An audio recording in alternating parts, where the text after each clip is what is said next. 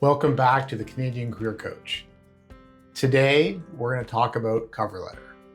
We've gone through in past videos your why statement, how to find your why, how to leverage that in networking exercises, and we've talked a bit about how that message changes, whether it's something you use in your tell me about yourself, something you use in your about section on your LinkedIn, and today is going to be the slightly shorter version of that. That's going to go at the top of your cover letter as you're looking for that new job. For those of us over 40 or over 50, cover letters can be a bit daunting because it's something you probably haven't written in a while. But as we talked about with the previous video on the paradox of experience, the actual problem you have is the volume that you have to put into that cover letter.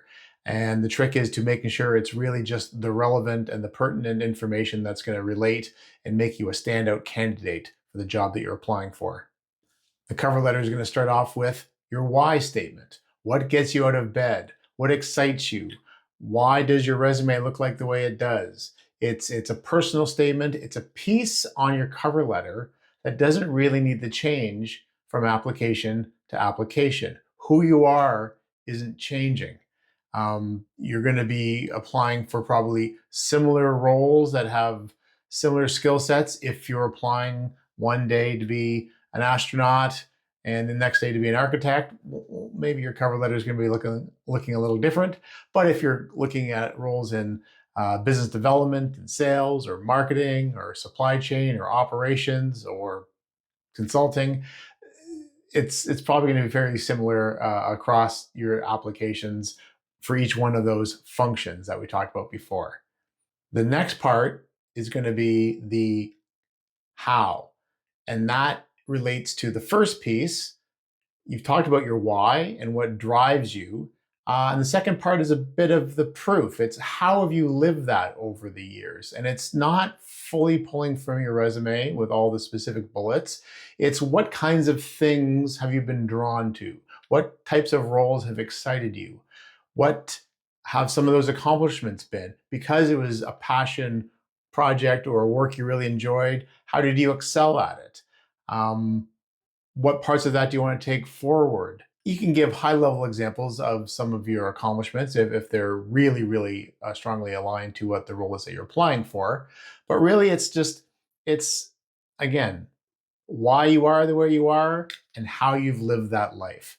Each one of these, by the way, is a paragraph that is about 3 or 4 sentences long. A cover letter is just that. It's a single-page letter. The wording should take up at most 2/3 of the page, with lots of white space in between.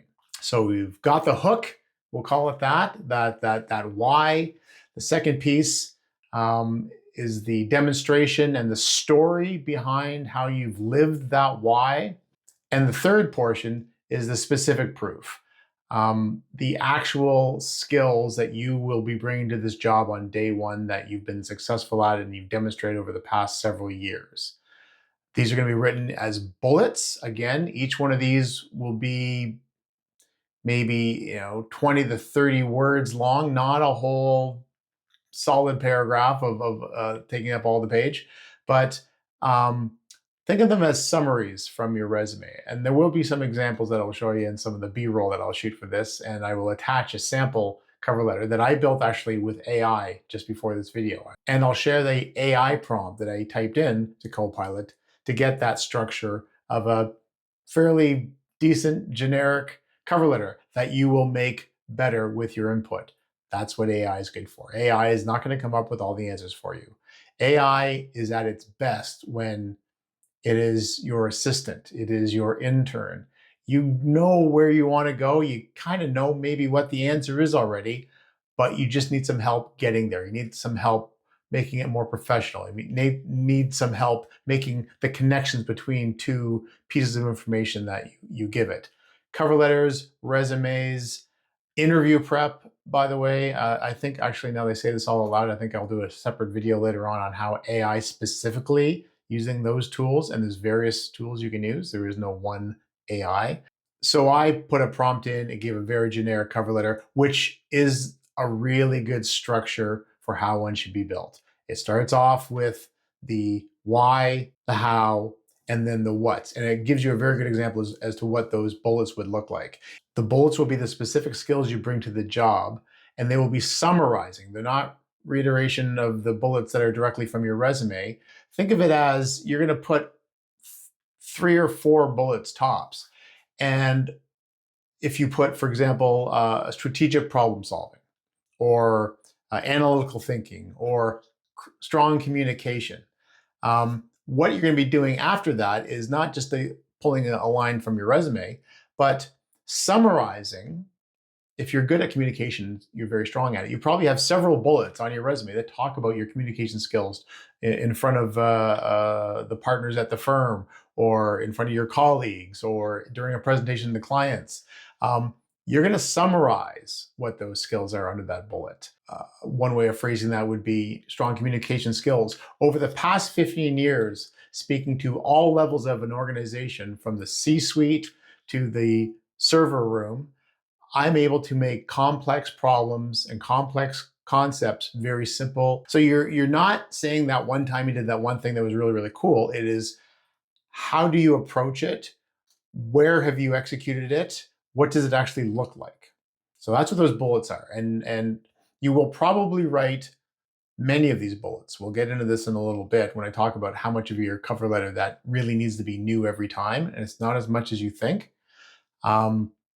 You're going to write a long list of these things, and then you're going to be just including the ones that are relevant to the role. So, for example, the job might look for strategic problem solving, communication, attention to detail, and technical prowess. You're probably going to have some bullets written on leadership and teamwork and flexibility and resilience and Excel proficiency, and depending on what you bring to the table. You're probably going to have like 9 of these. Throw that number out. And then what you're going to use is the best 3 or 4 that align to that job when you're doing the application. So you have this, you can do this on a spreadsheet, you can have a table, use whatever format that you like, but you're going to have a collection of these, and you're going to cherry pick the ones that best align with the job. And that's what's going to go into your what section. And the final piece is just thanks. It's adding no new information. It's simply thanking them for the opportunity to consider your application, and you look forward to discussing your candidacy with them further. It's no new information. By the time they're done those 3 or 4 bullets, that's it. You're just wrapping up. You're going to do a nice, simple close. As I've described that, now going through those 4 main components: the why, who you are, what is that hook that's going to make you memorable to them and make it completely obvious why you apply for this job. The how you've done that in the past. Also, you can include how this relates to that firm specifically. So the how might change a little bit each time. A lot of times it can include connections to the company. If you've been to some of their events, if you've met someone from the firm, if you've done your networking, like we've talked about in previous videos, who have you spoken to at the company? It's okay to have those name dropping. That shows that you were truly interested in the company. It's not just slamming the apply button. You're actually getting off your butt and hitting the pavement or hitting Zoom calls, and you're connecting with people at that company to learn more about it. You're not asking them for jobs. Again, networking is about research. It's not about job search. It will help in your job acquisition, but you go into it thinking of it as research, learning.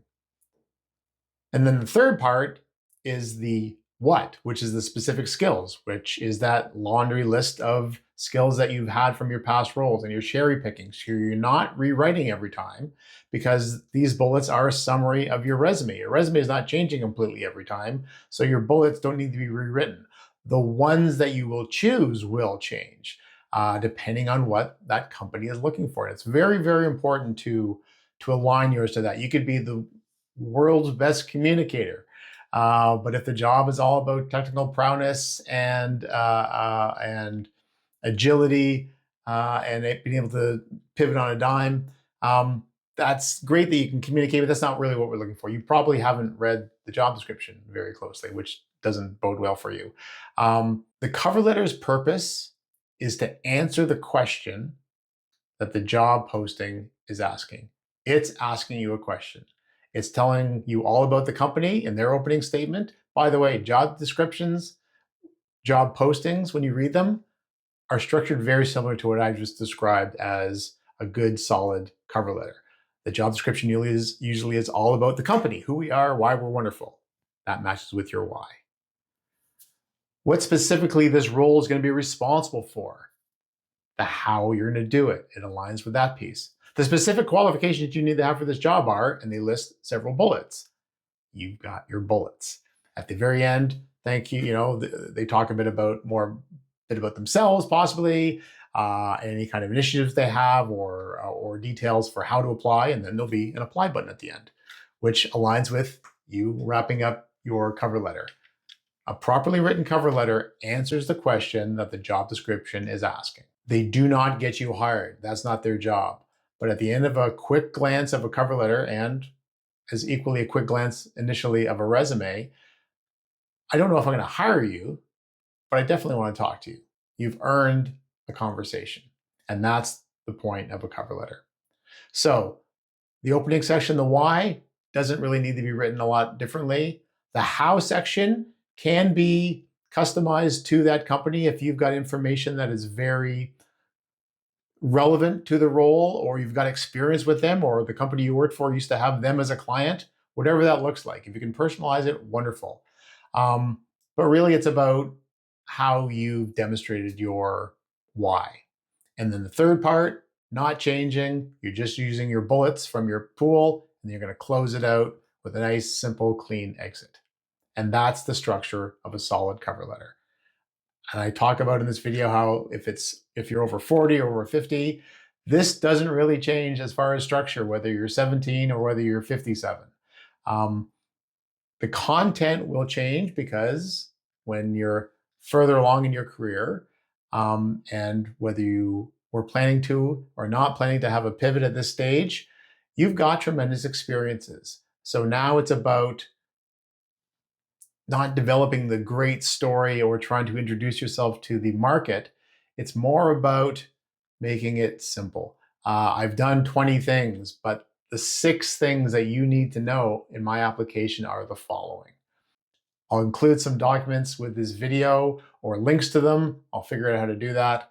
So you've got something. At the very least, I'll include in the description the prompt that I used to give to Copilot, which created the sample that you'll be seeing on the screen. Before you start your cover letter, like networking, being about research, you're going to want to do some research yourself. Grab a sample job description of a role that you find interesting, something that you may want to be applying for. A lot of the roles that you're going to be interested in will probably have similar skills that they're looking for. So it's okay to, pull a few of these to review. And take those job descriptions and get a yellow highlighter, any color highlighter, doesn't matter, and go through it, and the words and the verbs and the themes that jump out to you, that resonate with you, that, yeah, I've done that. I think that's that's the part of the job I had before that I'd want to continue. Highlight those. So just make sure that you're getting the key words in that job description understood, because you're going to want to make sure you're embedding those themes when you're choosing your bullets on the middle part of the cover letter. Those are the skills that you're going to want to make sure you highlight. Don't try to impress them with something that they may not actually need in their role. Impress them with answering the question that is given to you by the cover letter. This is what they're looking for. And start with those key themes. That will help direct maybe some of your language and how you describe yourself in the why statement. What are the adjectives that they use to describe themselves as a company? Not that you're going to copy and paste, but those words and those phrases will inform, and don't ignore them. How to talk about how you've embodied that why. again, how do they describe themselves as a company? What do they value? What is their how do they describe their culture? Speak to that. Again, not copy paste, but it's easy to align yourself to the kinds of individuals separate from the skills that they're looking for to join their firm. And when they have the bullets listed, the specific skills that you need to have for this role to be qualified, they're usually in an order as well. Don't ignore the order just because you really, really like the bottom one. Maybe don't lead with that. Answer them in the order. You don't have to have all the bullets. Some companies will list 20 or 30. Some job descriptions are actually cannot be the best written documents. You might even see some duplication. Number 2 is the same as number 12. I've seen that a lot. And you will too, probably, when you start reading through lots of job descriptions if you're in that stage. But pick the ones that are relevant, nearer to the top. If they ask for specific skills along the lines of, on the technical side, Excel, or you're great with macros or pivot tables, or Salesforce, or insert technology name here, make sure you've addressed that, because if those are specifics, it's no different than if they need you to speak French for the job. You better tell them that you speak French, because that could be a showstopper. And it's also something that gets you shortlisted very, very quickly, because many other applicants might not be reading that and just think they'll wow them with their flowery wording, and they don't necessarily answer the question that the job description is asking. So thanks again for joining me for this video. Hopefully it was helpful. I'm trying to create content that is for the folks that are over 40 and 50. It is as relevant to anyone, whatever your age you're at. If you know someone who's going through a job search, whether at the very beginning of their career or surprised by the fact that they have to do it towards the end of their career, what they thought was their career, this will all work. Different nuances to it. If you have any questions on specifics, or if you have a very specific question about something I've said or something you're struggling with, please throw it in the comments. I love to read the comments. I wish I got more of them, because it's where I'm sort of hoping to see those questions. And I'll answer them in a video. I'll answer them in the comment. We can connect and we can do a quick message back and forth individually to get you over whatever hurdle that you're experiencing right now. I'm doing these videos to help. I love doing this. It's something that I did in my previous role. In my new role, I've got different responsibilities, similar skill sets, but it's more on the corporate side and on the faculty side. Working with the end users, the clients, the customers, the students, the applicants, the candidates. I love that, and helping people get comfortable with this type of communication, and people that may not be comfortable with what they feel is self-promotion and bragging and putting yourself out there. You're just documenting what you've done. Be proud of it, own it. It's all valuable.